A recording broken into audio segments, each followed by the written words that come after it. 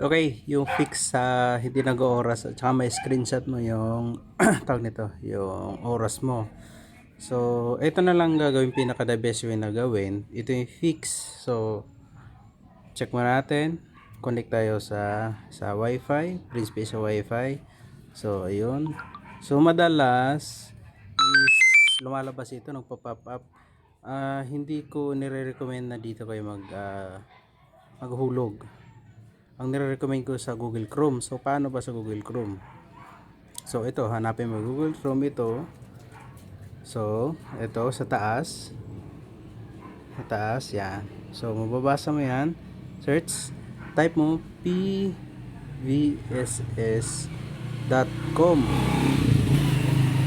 Yan, klaro, pvss.com. So, enter. Yun, lalabas siya. So, ang pinakamaganda naman ito para hindi mo na lagi ita-type lagi ay gawan mo ng shortcut. Ito, so sundan mo ko yung sa pinakataas, yung 3 dot. Tapos add, sorry. Ito lumaki lang. Yung 3 dot, tapos add to home screen. Ito, add to home screen, oh. Ito. Yan lang. Add to home screen. Then internet cafe login. So add lang siya. Oop. So add ulit. Yun. So shortcut na yun. Ito na yung ano niya. So close natin to para makita ninyo. So hanapin nyo sa icon. Pag di nyo makita dyan, hanapin nyo dito. May mabasa ka internet. So may login. So anytime, every time na maghulog kayo, yan pindutin nyo.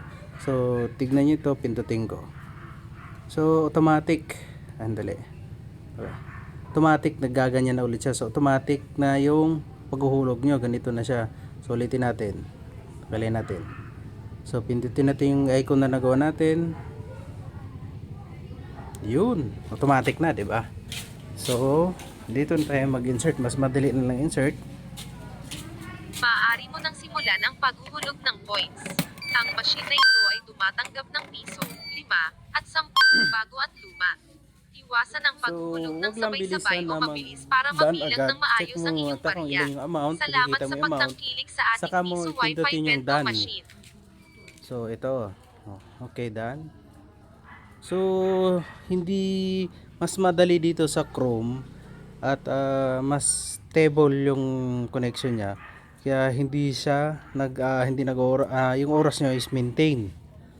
So dapat is tulad nitong sa butcher code, yan, i-save mo yan, either copy to clipboard or either screenshot nyo para pag ma-disconnect kayo, itong butcher code ay makakopy nyo.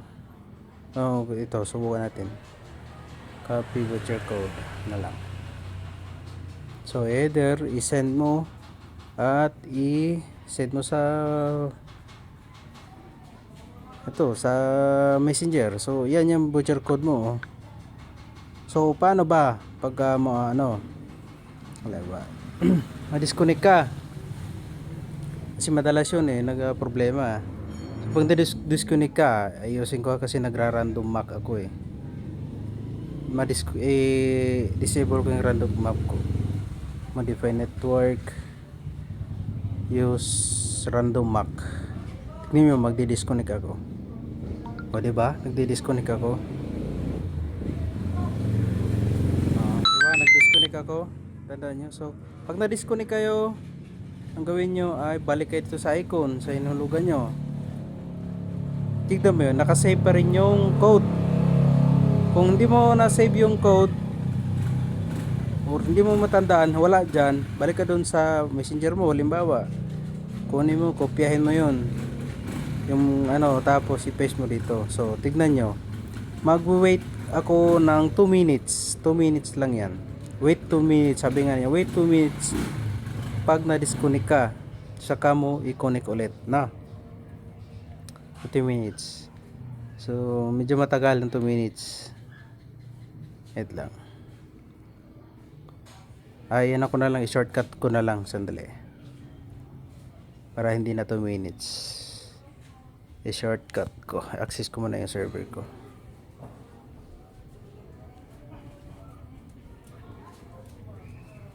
Ay, wala pala. Hindi ko ma-access at wala akong internet pala. So balik tayo. Ayan. So hindi to mag-connect kasi wala pang 2 minutes eh. Pero yan lang gagawin. Auto retry, please wait. Ganyan siya lumalabas. Kasi until 2 minutes yan. Wait natin para mag-reconnect. So cancel muna natin. So ganun lang siya. Ang gagawin niya, no? So kung ano yung PM niyo ako sa Facebook ko ito. Hindi nyo kabisado pa rin yan, Facebook. So ang pinakamaganda ay gawa kayo ng ganito. From Chrome, review natin. Gawa kaya tapos pindutin yung tatlo. Ito.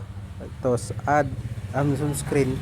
Yan, pindutin mo yan para makagawa ka ng internet ito. Para directly ka na. Mas mabilis, no? Sige, thank you.